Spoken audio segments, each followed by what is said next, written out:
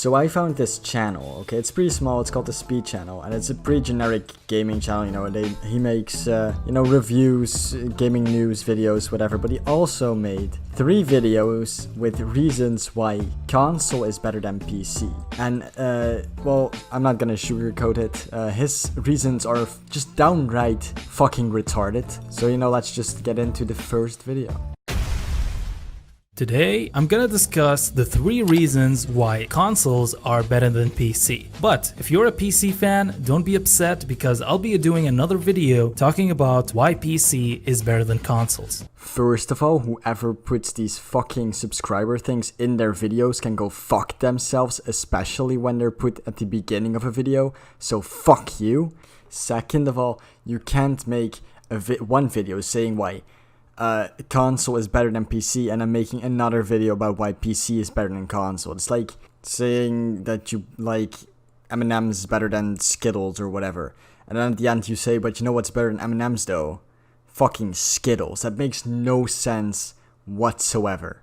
Now let's get started. Number 1, it's cheaper. If you're going to buy a PC, you probably want to run your games at their recommended settings. Otherwise, your game might crash for no reason, you might have some frame drops, some things will just look weird, or you might face other potential problems. Ah yes, because consoles never have frame drops. Spoiler alert, they fucking do, and I can't think of a single AAA game that runs at a consistent 60 frames per second on console. So for this argument, I will select one game and see how much it would cost to run it optimally. Let's take Modern Warfare 2019 as an example. To run this game at its recommended settings, you will need AMD Ryzen 5 1600X processor, which is $257.99. You will also need AMD Radeon RX 580, which is $169.99. You'll also need 12 gigabytes of RAM, but I only found 16 gigabytes, so it will cost you $90. So already to run MW 2019, you will need a minimum of $517.98, and that's without considering Oh my god, why is he asking us to subscribe like every 2 seconds? the cost of the motherboard, the storage, the power supply, the cooling system, the mouse and keyboard, the PC case, or anything else you might need to build your gaming PC. So yeah, if you want to run a game.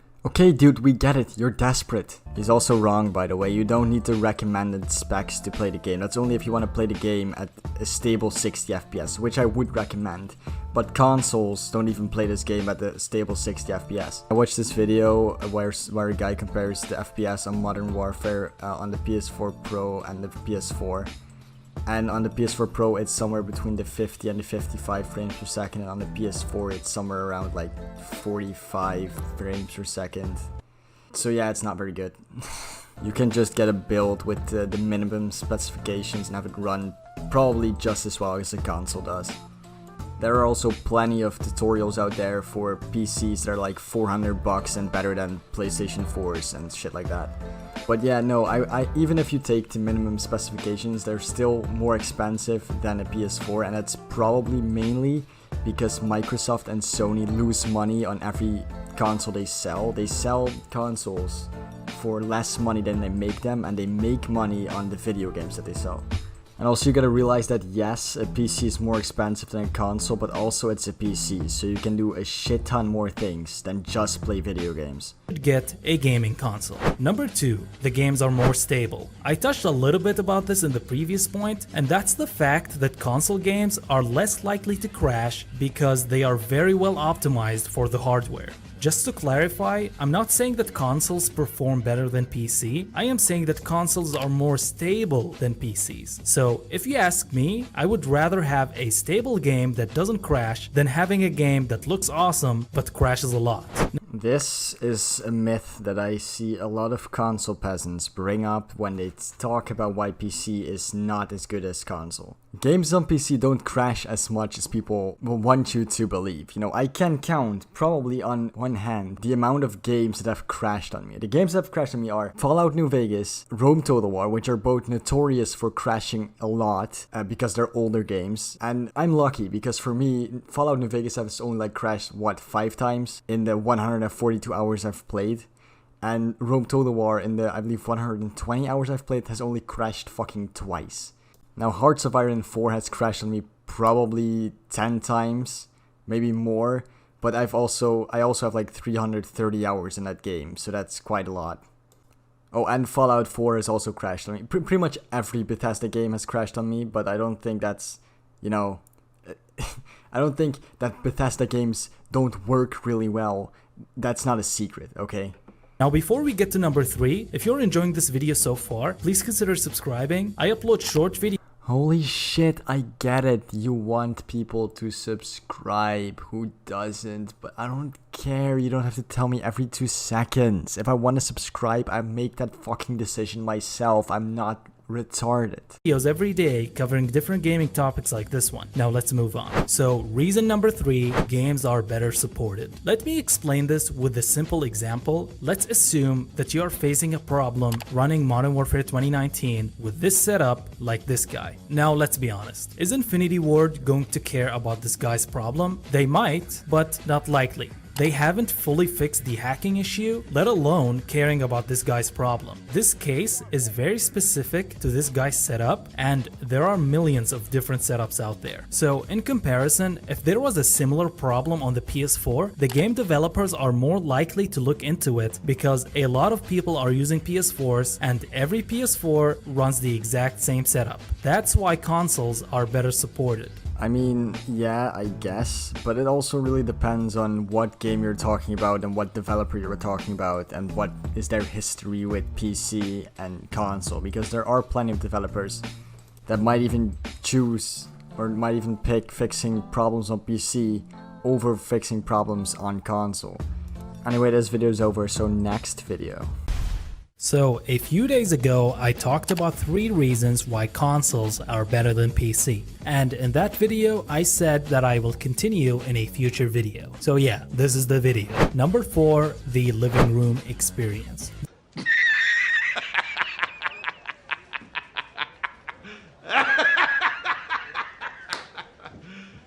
You serious? I fucking hate this argument because I know exactly what he's gonna say. It's gonna say like, oh, it's so much more relaxing sitting on a couch and I don't want to sit at a desk because it feels like I'm working or whatever. And you know, these people just for some reason don't understand that I can just put my fucking PC in the living room.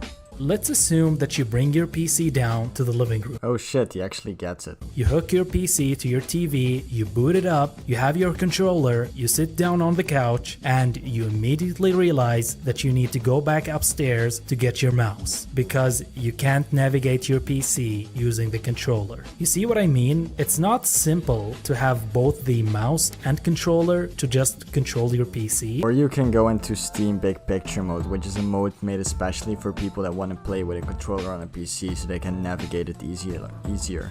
Number 5, it's more accessible. Let's assume that you want your friends to get into video games. It's a lot easier to just tell them to get a PS4, an Xbox, or a Nintendo Switch, rather than telling them to build or get a gaming PC from the millions of options and combinations that are in the market. I mean, why do you think I switched from console to PC? It's because a lot of my friends told me it was better, and they were right, it is. And if, like you said, you want one of your friends to get into gaming, I would actually advise you to tell them to get a PC, because even if it turns out that they don't like gaming that much, they still have a PC that they can use for literally anything else. It's just easier. That is without considering the fact that your friends might be extremely dumb and have zero technical knowledge, or the person may not have the time or energy to look into the specs and numbers. So yeah, it's a lot more accessible to just get a gaming console. Well, in that case, just be a good friend and help them with it, or just figure it out for them. Or, you know, they could just use like PC Part Picker, which is a site on which it takes you like an hour to assemble a PC.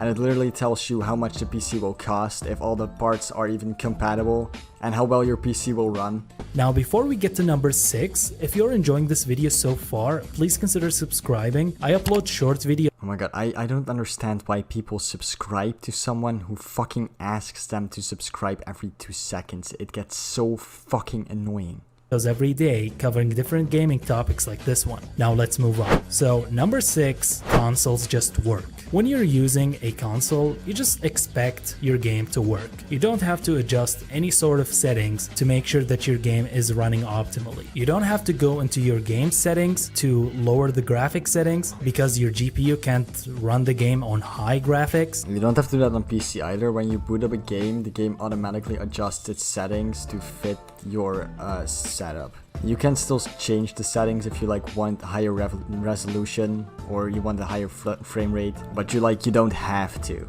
Now he has a third video, but in his third video he only has one argument as to why console is better than PC, and it is that consoles are more portable than PC. And what he means by that is if you want to take your console to, I don't know, your friend's house or on vacation, it's easier, which I guess, who cares really? Yes, your PC is a little bit more heavy and it's a little bit more bigger, but that doesn't mean you can't take it to your friend's house if you really wanted to. And I guess you could take your console on vacation easier than your PC, it fits on the plane. You could do that. But why? Why would you do that? Why would you do any of that? Anyway, I'm ending the video here. Like, subscribe, whatever. Bye.